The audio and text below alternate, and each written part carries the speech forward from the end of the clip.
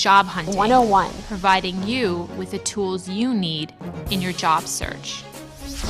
Job Hunting 101. Thank you for tuning in to the Job Hunting 101 series. Today we're going to be talking about job power. My name is Mia Taylor and I'm the Career Development Trainer at CareerSource Tampa. And today I'm joined with Christy. Hi, Christy. Hi, how are you? Can you introduce yourself, please? Absolutely. I'm Christy Hattersley. I'm with IQPC Exchange. We are an international events company. Here in Tampa, our office actually produces conferences exclusively for C-level executives in the Fortune 1000. So we have a number of positions that we recruit for, from salespeople to operations to marketing to production. So really a diverse set of skill sets. I've actually been in the recruitment role just a couple of months now, but I used to be a sales director who's doing my own recruitment as well. So have a bit of knowledge about the recruitment landscape, if you will. Okay, great. Today we're going to discuss topics such as changes in the marketplace, the importance of interviewing skills, resumes, the hidden job market, and a lot more. All of these topics are aimed at giving you a boost in your job search. And so we're going to start off with changes in the employment market. Now the unemployment rate has gone down, but we want to point out that the competition is still pretty stiff out there. Absolutely. Okay. There are many people who maybe have taken jobs just because the jobs are there, but they're still out there looking for other jobs, and it creates, even though it looks like the job market, there isn't a lot of competition out there, there's still stiff competition out there. So we want to make sure that we go over some of the basic things that you need in today's job market to be a competitor. Okay, one of those things is interviewing skills. And so let's talk a little bit about, when it comes to an interview, what are some of the most important things that maybe you can offer our viewers? Well, I think the first thing is really almost superficial, but come into the interview and dress professionally. Okay. Make sure that you've dressed to impress, whether that means putting on a suit, making sure your hair is brushed in the morning, making sure you've really put yourself together so that when you walk into that office, you really leave an impression on them. Don't wear flip-flops, don't wear shorts. I know it's Florida, I know it's hot. Try to suck it up and wear a suit just for that one day. So that's the first thing. So definitely appearance is super important on interviews. Second, I would say bring your resume. Always bring your resume to the interview. As the recruiter may have already read your resume, they may have talked to you about it, you may have emailed it to them. Still bring a hard copy, and bring more than one, because you may not just be meeting with that recruiter. You may be meeting with a hiring manager or another manager that's on at the company. So make sure that you're prepared. Make sure that you've actually prepared for interview questions. Know what they're going to ask, or anticipate what you think they're going to ask before you actually get there. Put yourself on the other side of the table and say, if I was interviewing myself, what would I ask me? Right. So I think that's super important. And you guys actually do some training on how to prepare for interviews, right? We do. We offer a professional interviewing workshop where we go over a lot of those things. How you prepare for the interview. A lot of it is practice. Like you said, get in front of the mirror, think about the questions that you're going to be asked, and just practice, practice, practice. So when it comes to the actual interview, maybe you're not as nervous, you lose some of those nervousness tendencies, and you can focus on giving the potential employer what they want in the interview. And I think even before the interview, the phone screen even comes before the interview. So a lot of times somebody will call you and say, hey, you applied for this position, look like you'd be a great fit, want to talk to you about your resume. How you come across on the phone many times determines whether you will get that interview. So I used to, when we did training on my sales teams, we always told people to practice, but tape yourself, because that's how you're going to sound on the phone. You can listen to yourself back and hear what you sound like, or call a friend and have them do a mock interview with you and have them be really honest about how you sound on the phone, because that could move you on to the next step of actually getting that interview. Exactly. And in a couple of my workshops, I talk about that phone interview and whether or not you think that that employer can actually hear your attitude. Yeah. Okay. And yes, you know, your attitude is a big part in during your job search, and of course when it comes to interviewing. So we have talked about attitude, and it can also be a barrier, but it can also be a huge plus when it comes to interviewing. Can you talk a little bit about that? Absolutely. I think I've actually been on phone conversations where I've called a candidate, and I mean, my day starts at 8:30 in the morning. So I start my phone calls to candidates at 8:30 in the morning. If you've just woken up and you pick up the phone, know that it could be an employer on the other end. Exactly. So if you're sounding a little groggy, you might not want to pick up the phone. You might want to listen to the voicemail and then call back later. Which actually brings me to the next point, which is listen to your voicemail. If you're in the job market and you are looking for something, many times recruiters or at different companies will actually leave a message for you. And we're in that day and age where people they look at their phone all the time, but they don't listen to their voicemails. Right. Make sure you're listening to them so that you have their contact information, that you can call them back, because you may be actually missing out on opportunity. If you call somebody 3 or 4 days later and say, oh, I just didn't get the message, maybe too late. It may be too late by then. They may not be doing interviews anymore. Okay. And when it comes to interviewing, a lot of the interviewing prep is prepping before the interview. The interview may take 15 minutes, 30 minutes, but you have to prepare before the interview. You have to research the company. So it's really good to know the company that you're applying to. I ask all the time in my workshops, do you research the companies? You're sending out all of these applications. Do you research them? And I have customers say yes, and one of the reasons why they say they do is so that they can be prepared when it comes to the interview. So it's extremely important to research the companies. Yeah, one of the first questions that I ask whenever I'm on the phone with a candidate is, I know you're applying to a lot of positions. Do you actually remember applying to IQPC? Right. And a lot of times I get the answer, no, I don't remember.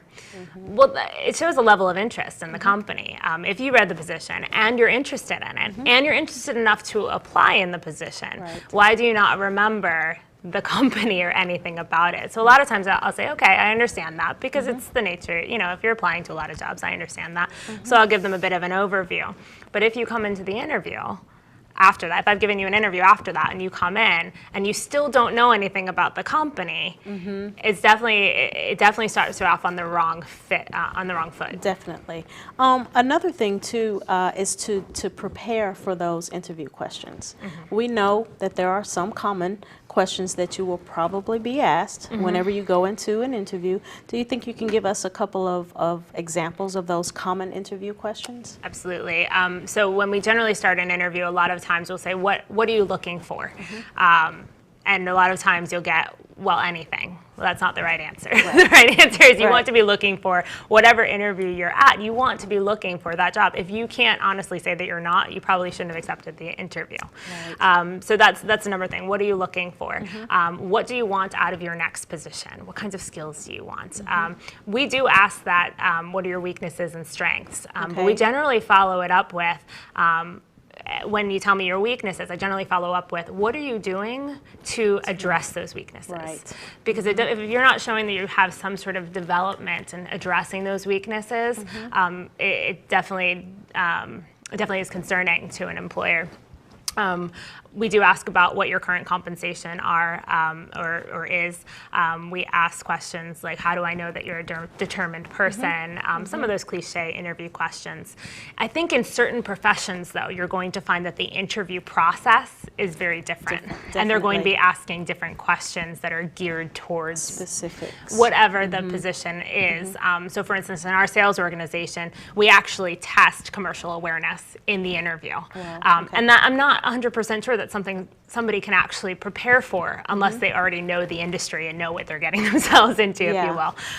But if you go into an interview for marketing or production, they may be asking you questions about specific skills. What do you know about social media? What do you know about website design. Exactly. You know, what kind of training have you had in all of these things? So it's important to remember when you have an interview, you want to make sure that you're prepared for the interview. Even though, as I said, it may take a short time, the preparation takes hours to make sure that your appearance it's good. Also, that you prepare for those common questions, practice, like you said, record yourself. I think that's a great tip, to record yourself so that you can hear how you sound in the interviews. I think also, I was pretty impressed. We had a candidate just a week or two ago, and he came into the office, and he had not only researched the company, but he had researched me. Wow. He had researched our sales director, and he came in, and our sales director up in New York actually used to play minor league baseball. And he's like, oh, so you went to Oklahoma State, you played. So after the interview, after all was said and done, it showed that he had actually taken enough interest to actually go on both of our LinkedIn profiles and see what we were all about. And it showed us that he actually had an interest in joining the organization. And companies like to talk to people who want to work for them. Exactly, So. exactly. Okay, what about the resume? Okay, so we're talking about job power, and the resume right now is really your ticket to the interview. Okay, we'll talk a little bit about the different styles of resume, because you can have chronological resumes, functional resumes, and actually a combination of the two. What are some of the main pieces of information that a job seeker should include on their resume? I think an objective is absolutely important. It shows me that you're actually, and an objective that's actually customized to the position that you're applying for. Also looking at education. Make sure that if you have a degree, even if you have some coursework or if you have certificates, that's actually identified on your resume. Okay. Also, make sure you have dates for employment. We like to just put things in chronological order so that we can tell where there might be gaps, and I'm sure there's probably a reason for those gaps. But I absolutely like to see those dates. When people don't have dates, I wonder whether they're job hoppers or what's going on here. So so all of those things I think are really important, and I think. Also, not just the experience, but also whether you're a member of any associations, what you do outside of your professional life that might actually reflect why you'd be a good fit for the company you're working for. So that could be sports, or that could be if you were president of your class in college, which is leadership, things like that. Definitely. What about cover letters? I like cover letters. Are cover letters important? I think they are. I was recently at an Employers Institute seminar at USF, and they asked, are cover letters important? Raise your hands. And about half the room raised their hands, and about half the room didn't. So I don't know whether that's an industry-specific thing. I don't think they hurt. I think you're better off sending one than not sending one, because I think if you are making a transition in your employment, if there are gaps in your resume you want to explain, if there's certain things you want to highlight, it gives you that avenue or that ability to actually highlight them, or show that you've actually researched the company and why you think you'd make a good fit for that position. And also, like you said, any other important details, if you're willing to relocate, those types of things, you have the opportunity to say that may not be on your resume or on an application. Okay. I want to talk about the hidden job market now. We know that we can go to different job boards like Career Builder, definitely Employ Florida, to look for jobs. But there is a hidden job market out there. Let's talk a little bit about how networking fits into that. Absolutely, and I think that's where the hidden job market is.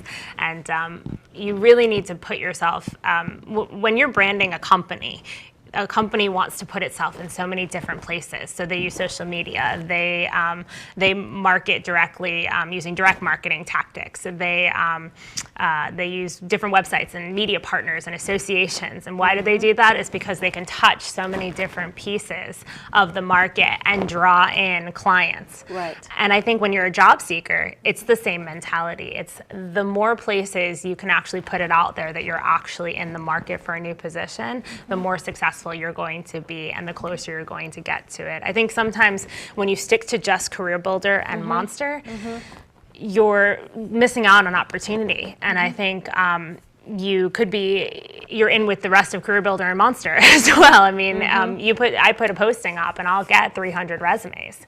And you're one of 300 that I have to go through, and think about it. There's one person or two people that are going through these resumes to find the right candidates. So if you can follow up with a phone call, or if you can get into a networking group or apply to the job and then come visit us at the career fair or something like that, that's fine too. Okay. So I think I think networking is absolutely important. I think you never know where you're going to find your next position or your next job. Okay. What about social media? I teach a social media workshop at Tampa Bay Workforce, and a lot of customers are surprised. They're surprised that social media plays such an important part in the job search. And I always say, show of hands, who thinks that social media is essential to your job search? And not many people raise their hand. Why do you think that job seekers are not aware that social media is extremely important?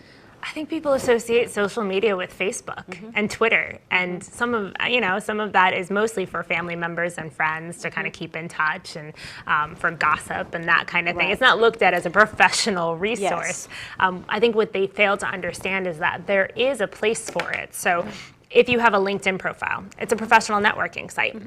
It's a site that you can go and post your resume. It's not a Facebook where you're going to get all kinds of people asking to be your friend and posting bad pictures on your website. It's actually a site that a lot of people use. And when I was I had a couple of friends who were looking in the job market. They would actually look for people whose positions they wanted and would reach out to them on LinkedIn, send them a message and say, I noticed that you're doing this, this, this, and this. I found that really interesting. I'm actually looking for something similar. How did you get there? What kinds of things did you have to do to get this position?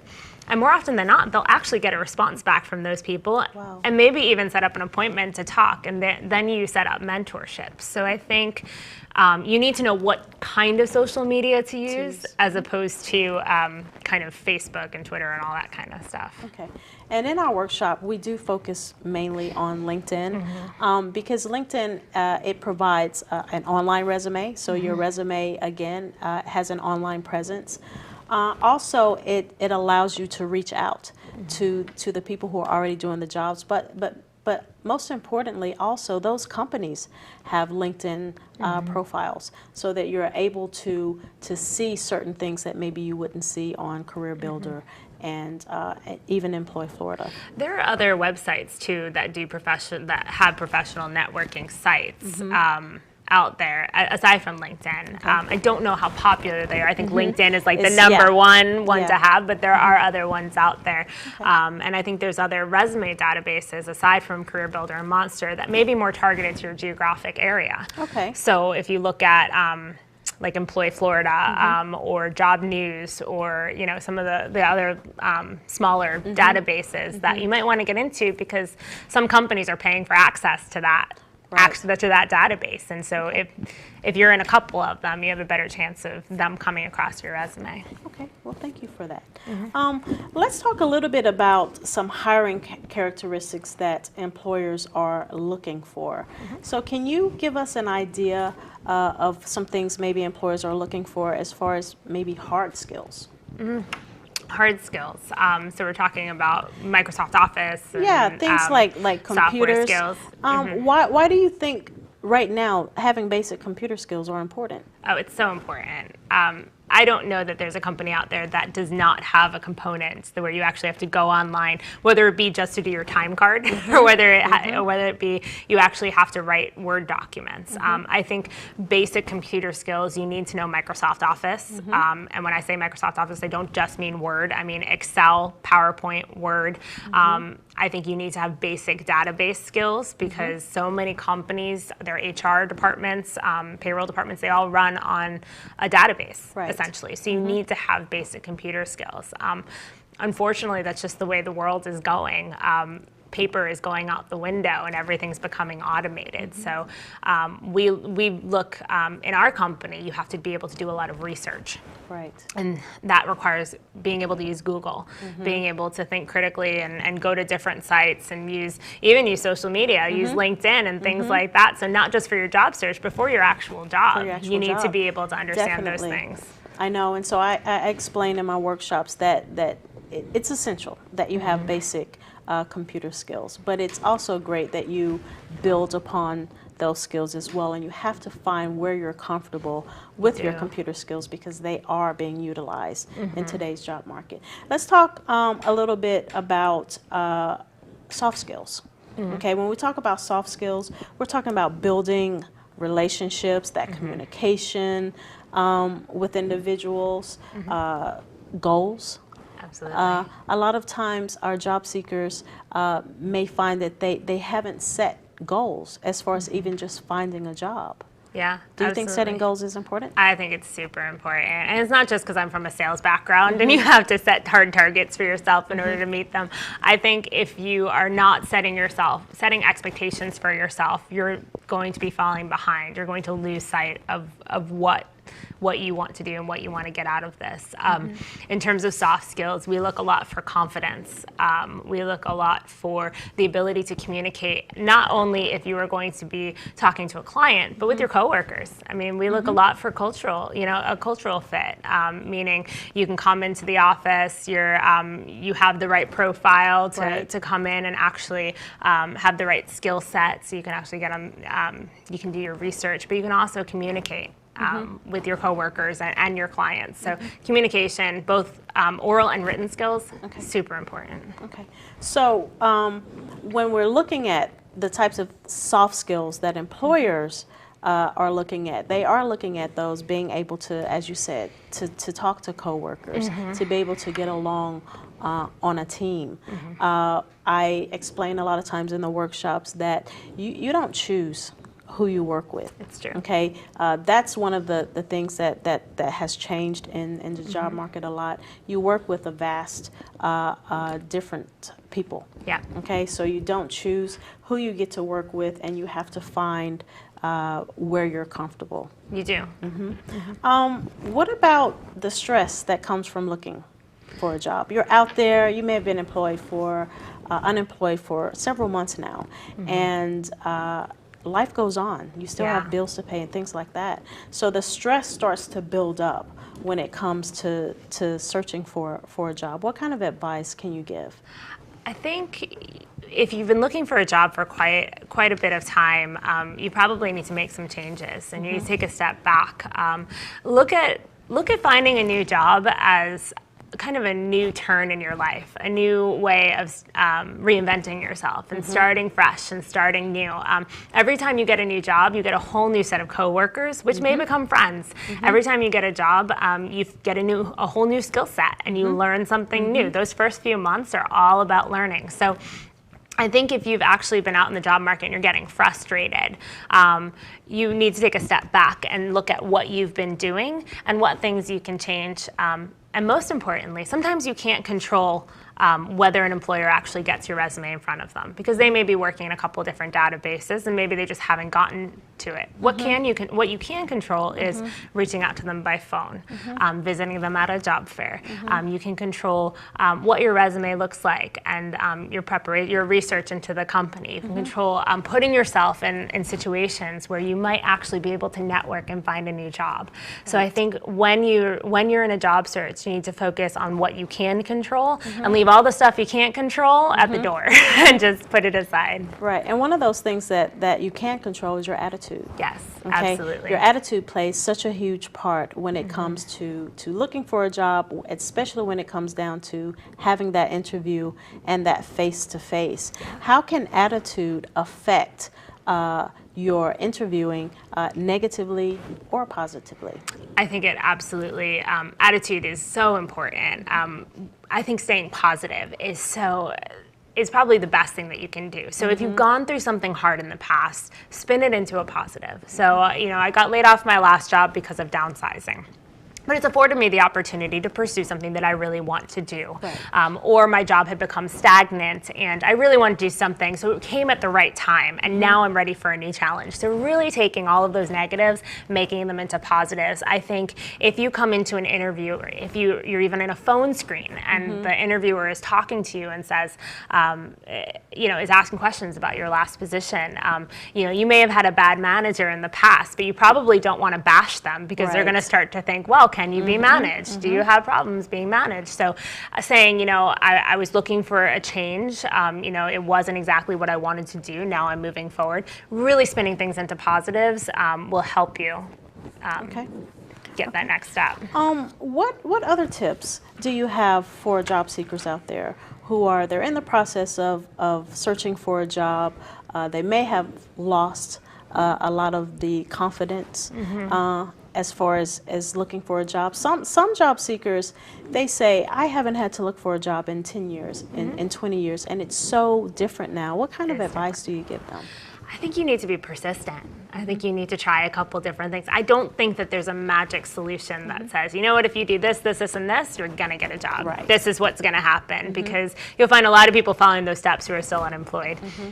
So I think it's about being persistent. I think it's about creating a brand for yourself, creating a picture. Your resume is a picture of your past. It's what you've done, what skills you bring to the table, and what's going to make you such a successful employee. So turn yourself into a salesperson. You're selling yourself. Exactly. Every single time you walk into an interview, every time you're on the phone. And don't turn down opportunities to interview. Maybe it's not the right fit for a job. I'll give one example. I had a woman come into my office 2 weeks ago.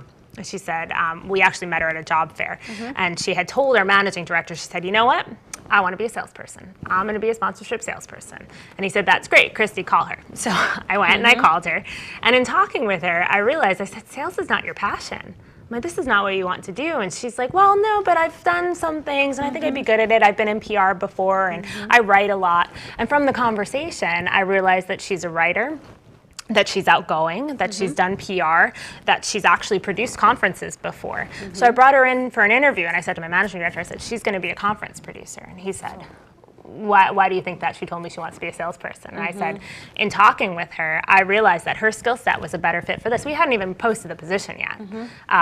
But because she had been ambitious enough to come in and apply for something that was outside of her realm, or outside of her comfort zone, I, as a recruiter, realized that she'd be better for something else, and we actually hired her. She's actually in our company now, and being quite successful too. So I don't think you can count out going a little bit outside of your comfort zone, because you don't know what you're going to find, and you don't know who's going to see that in you and see that potential and find a place for you. And that brings me to, a lot of the job searching is done online now. And so a lot of job seekers are saying, I'm losing that face-to-face. And you just gave a great example of how the face-to-face really can boost your job search. So what types of things do you recommend that job seekers stop into companies or give companies a phone call, even though they're just doing those online applications? I think it depends on the company. There are some companies that actually say, do not call, do not email, do not come on our premises, or you'll go to the front and they'll turn you away. I honestly don't think it can hurt. Any company that's seriously hiring is going to want to meet a proactive candidate. We've hired people who have walked into our office and have just displayed so much confidence in the fact that they wanted that job and they knew about our company, and we've hired them because of it. So I would say just have no fear. I mean, try it. The worst they can say is no. The worst they can say, you walk in their office, you say, excuse me, I'd like to talk with your recruiting manager, and they say, no, sorry, you can't do that. All right. Well, thank you for that information, Christy. That's all the time that we have today. I hope that you have found this information to be helpful.